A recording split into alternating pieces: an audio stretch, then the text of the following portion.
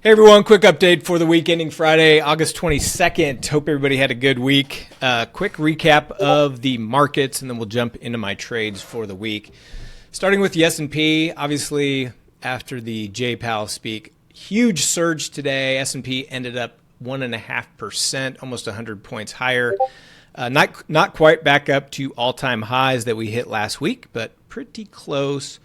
Very similar for the NASDAQ. Didn't quite get up to the all-time highs, but big bounce today of over 1.5%. The Russell, the biggest bounce, over 4%, kind of breaking out of its last week's highs. Not quite up to all-time highs, which on the futures 2477, currently at 2370. But the Dow, up 2%, did break into all-time high territory, hit a high of 45,841. Gold up 1% today, ended up higher for the week. Silver up 2%, ended up higher for the week. Notes and bonds a little bit up. 10-year yield, a big drop today, settling in at 4.252. Oil slightly up on the week. Natural gas slightly down on the week. The euro and the pound both a big bump today to finish higher. And Bitcoin finally getting a bump after it ticked that all-time high of 125,200. It's been trailing off until today. Bitcoin up 4.5%, settling in over 117,000. And then the VIX just got crushed today, down over 14%. The lowest VIX, definitely the lowest VIX close we've seen in a while. Looks like the lowest VIX we've seen since back in December. So the lowest VIX of the year.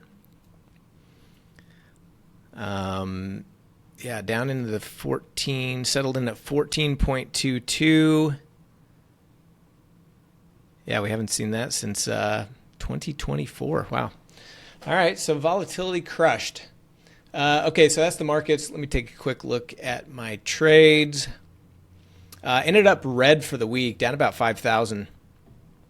Really thanks to one idiotic trade that I took today. And that was this discretionary reverse iron Condor. Ended up losing about 10K on.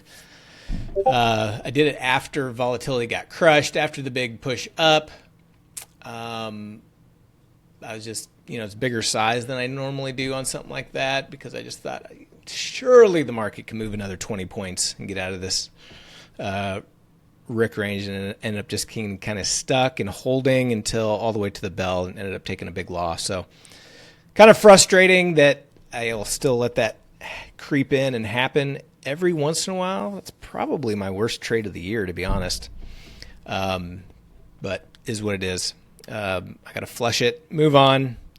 So anyway, in my 0-1 DTE categories, I didn't do any price action iron condors. The one Rick had a couple losing 1 DTE trades that just, price really pushed out of the expected range both Tuesday and Wednesday to stop those out. And then I had some other kind of multi-tranche iron condors and things that did well, but minus 13K in that category, and that was the only losing category. BIX, small green, had a big Monday, losing Tuesday, Wednesday, Thursday, small green today.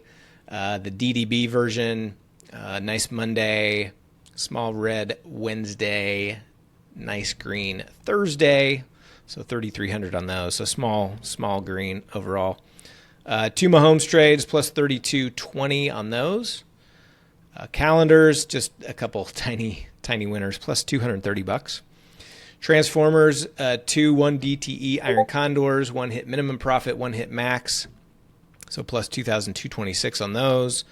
No option selling. Day trades, small green plus 1,390. Today was actually my only green day, but I kept my losses small. Minus $82 on Monday, minus 880 Tuesday, minus 472 Wednesday. Oh, yesterday was a little bit green, plus 225, and then plus about 2,600 today. So plus 1,390 on my day trades. And then on the other, had a couple of earnings trades, one in Home Depot, one in Walmart, small green between the two, plus 394. So net of about minus 5K, thanks to that Rick. Lesson learned. The market loves to teach lessons whenever you get a little cocky, which is what happened today. Anyway, that's my week. Hope everybody has a good weekend. Talk to you soon.